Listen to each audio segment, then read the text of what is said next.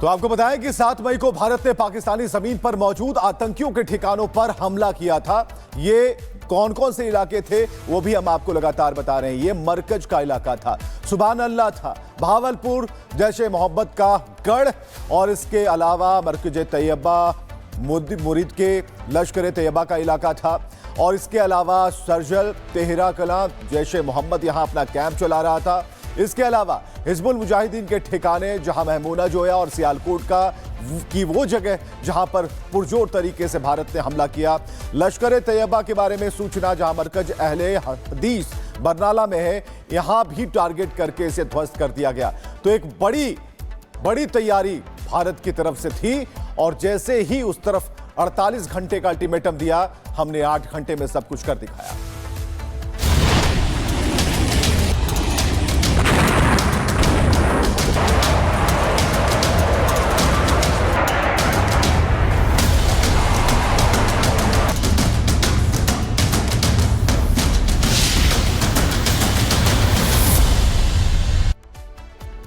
Operation सिंदूर के बाद वायुसेना का पहला युद्धाभ्यास गुजरात में होने वाला है।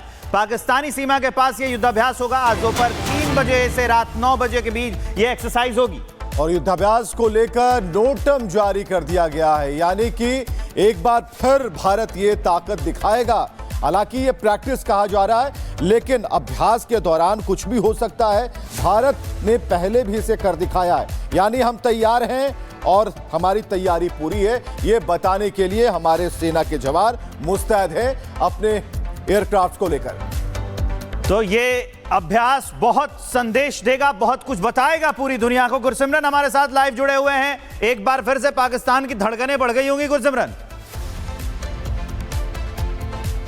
देखिए, स्वाभाविक तौर पर जब गुजरात से सटे भारत पाकिस्तान अंतर्राष्ट्रीय सीमा के पास जो है नोटम जारी किया गया, तब से ही कहीं पाकिस्तान को चिंता जो है वो सताने लगी होगी, क्योंकि भारतीय वायुसेना की तरफ से एक बड़ा युद्धाभ्यास जो है 5.5 घंटे आज दोपहर 3:30 बजे से लेकर देर रात 9 बजे तक किया जाएगा।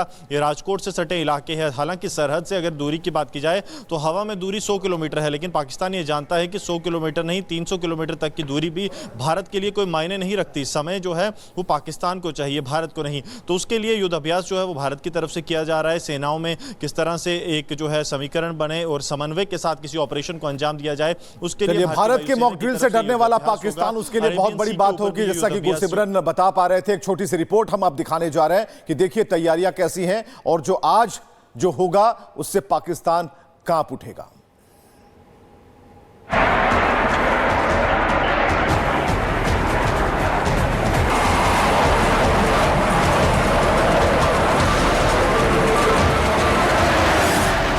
जब आसमान में गरजता है राफेल, तो शहबाज का कलेजा कांप जाता है।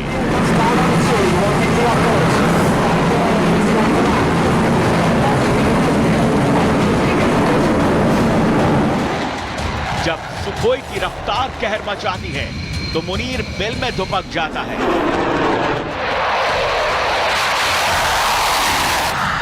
जब जैगुआर आसमान में चुनौती देता है, तो बिलावल थर-थर कांपने लगता है। मिराज की जब गर्जना आसमान में होती है, तो पाकिस्तान का हर शख्स जान के रहम की भीख मांगने लगता है।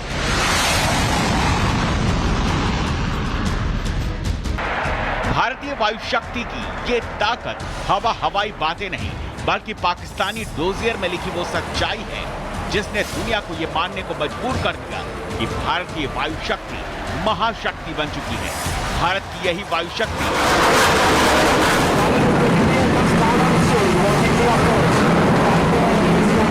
अपने पूरे दमखम के साथ एक बार फिर आसमान में शौर्य, साहस, पराक्रम की गर्जना करने वाली है।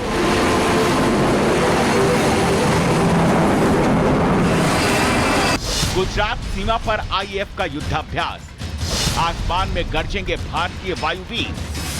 जारी कर दिया गया है नोटैम। दोपहर 3:30 बजे से रात 9 बजे तक का जारी हुआ है नोटैम। वायुसेना की इस एक्सरसाइज में भारतीय वायुसेना के लगभग सभी फ्रंटियर फाइटर जेट हिस्सा लेंगे। राफेल गरजेगा, सुखोई आसमान में हनक दिखाएगा, मिराज के घातक मिजाज को दुनिया देखेगी। और जगुआर की प्रलयंकारी धार से शत्रु कांप जाएगा। भारतीय वायु शक्ति ने बता दिया, घर में बैठे बैठे अब वो सुई की नोक को भी निशाना बना सकते हैं। ऐसे में हर हिमाकत का करारा जवाब दिया जाएगा।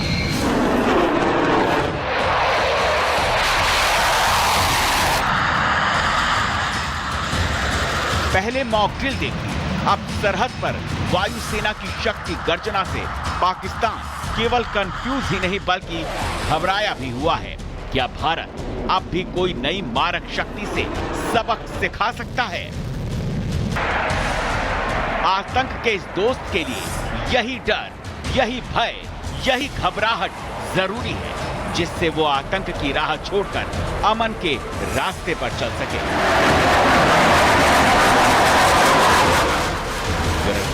रिपब्लिक भारत।